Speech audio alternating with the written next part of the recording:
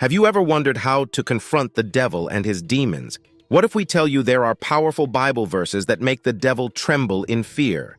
In today's video, let's uncover Bible verses, empowering you to face any spiritual attack. So let's delve into this video to discover the verses that the devil doesn't want you to know. Satan, also known as the devil or Lucifer in Christian beliefs, plays a significant role in Abrahamic religions. In Judaism, Satan is often considered a metaphor for evil inclinations and is seen as subservient to God.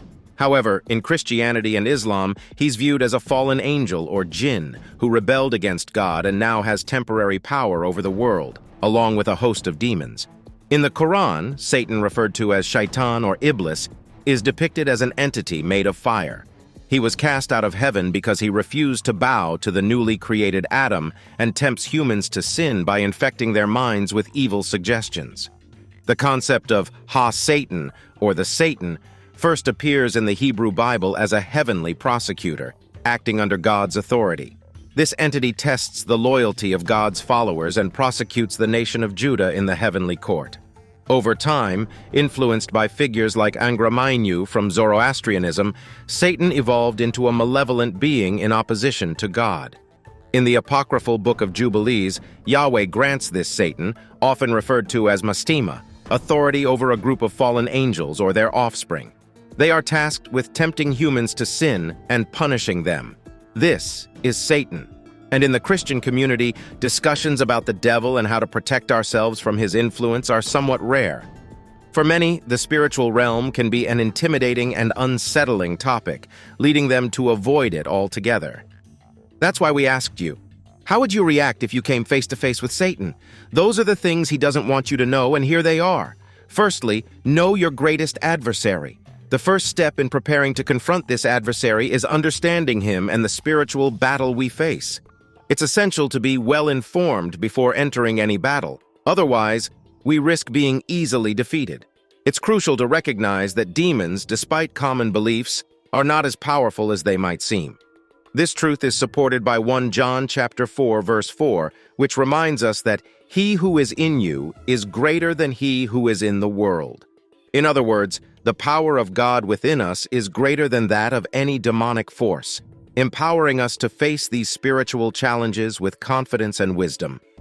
Understand that demons are not powerful.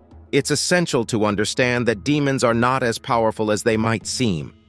The Bible in 1 John chapter 4, verse 4 assures us that you, dear children, are from God and have overcome them because the one who is in you is greater than the one who is in the world. This verse emphasizes that the power within us, the Holy Spirit of God, is mightier than the devil and his legion of demons. When we surrender our lives to Jesus, we have this incredible power dwelling within us. However, this doesn't mean we can be complacent. Demons can cause significant trouble in people's lives, but they are not invincible. In other words, we can defeat them, and we possess the authority to confront them. That's why understanding the authority that God has given us is vital.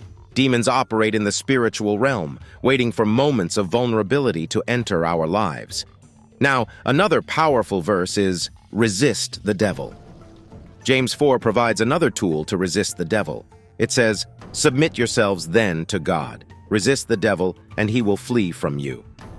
The key to making the devil flee is in this verse.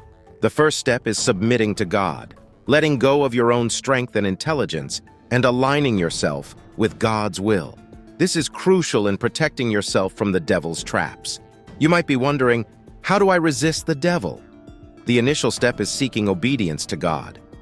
When you feel spiritually attacked and everything seems to go wrong, it's essential to reflect on whether you are truly seeking the Lord, praying and meditating on His Word. Satan doesn't want you to seek the Lord, so he throws traps and distractions your way to make you lose focus. This is the only way he can continue to influence your life. When we distance ourselves from God's presence, we open the door for the enemy to work. This happens because we start listening to our sinful desires. There's a rebellion within our flesh that makes us desire worldly pleasures more than spiritual things. We end up feeling too lazy to pray, read the Bible, or attend church. However, we must prioritize nourishing our spirits over indulging our flesh. Obedience to God. Obedience to God is a fundamental aspect of our spiritual journey. The Apostle Paul delivers a critical warning, emphasizing that those living according to their fleshly desires open themselves to the enemy. He makes it clear that we mustn't obey God in just certain areas of our lives. God desires total obedience. The verse he refers to, which can be found in Romans 8, underscores the importance of our mindset. Those who live according to the flesh have their minds set on what the flesh desires, but those who live in accordance with the Spirit have their minds set on what the Spirit desires. The mind governed by the flesh is death, but the mind governed by the Spirit is life and peace. In essence, it highlights the choice we face daily between following our own desires or those guided by the Holy Spirit. Listening to our fleshly desires opens the door to spiritual death, providing an entry point for the enemy. Our obedience to God must encompass all aspects of our lives. Recognizing our existence's dependency on God is crucial. We cannot control our lives entirely. Every day we wake up is a gift from Him. This reliance on God and communion with Him is what grants us authority over the evil one. However, this is precisely what the enemy seeks to disrupt. The devil deceived Eve by distancing her from God, as demonstrated in the story of her eating the forbidden fruit. Similarly, he strives to hinder believers from realizing the power residing within them through communion with God. Some individuals, blinded by the enemy, have already accepted God but don't grasp the depth of their authority. Others, lacking a life of communion with God, become easily manipulated and suffer severe consequences.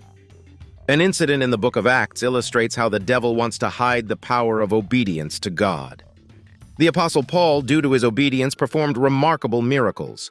A group of individuals desired to replicate these miracles but lacked understanding of the importance of obedience.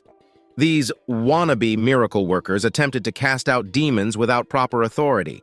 These are the 7 sons of Sceva, the Jewish chief priest. The evil spirit they confronted responded, "Jesus I know and Paul I know about, but who are you?" The result was disastrous. The man possessed by the evil spirit overpowered them, leaving them beaten, naked, and bleeding. This story emphasizes the significance of knowing our enemy and the necessity of obedience to God. We often face the choice to use God's authority or to passively allow the enemy to act in our lives. James chapter 4 verse 7 summarizes it perfectly. Submit yourselves therefore to God. This verse is a powerful reminder of the importance of obedience, submission, and communion with God in our spiritual journey. Finally, here's the secret. The key to overcoming the devil is found in the verse, "Resist the devil, and he will flee from you." It's all about obedience. Jesus emphasized that when we obey His word, He remains in us and answers our prayers. We need to remember that we belong to the Lord, and He watches over us. We cannot befriend the world, but should obey God's commands. And before we come to an end, we want to share a powerful psalm that you should keep in your heart and declare whenever you face spiritual attacks or feel afraid of the enemy. This psalm reassures us of God's protection and deliverance. The psalm goes like this, says, "Lord, how many are my foes? How many rise up against me? Many are saying of me, God will not deliver him. But you, Lord, are a shield around me, my glory, the one who lifts my head high. I call out to the Lord, who answers me from His holy mountain. I lie down and sleep. I wake again because the Lord sustains me. I will not fear, though tens of thousands will assault me on every side." Make this psalm your prayer. Believe that God is with you, that He protects you, and that He grants you deliverance. Start seeking the presence of the Lord from this very day.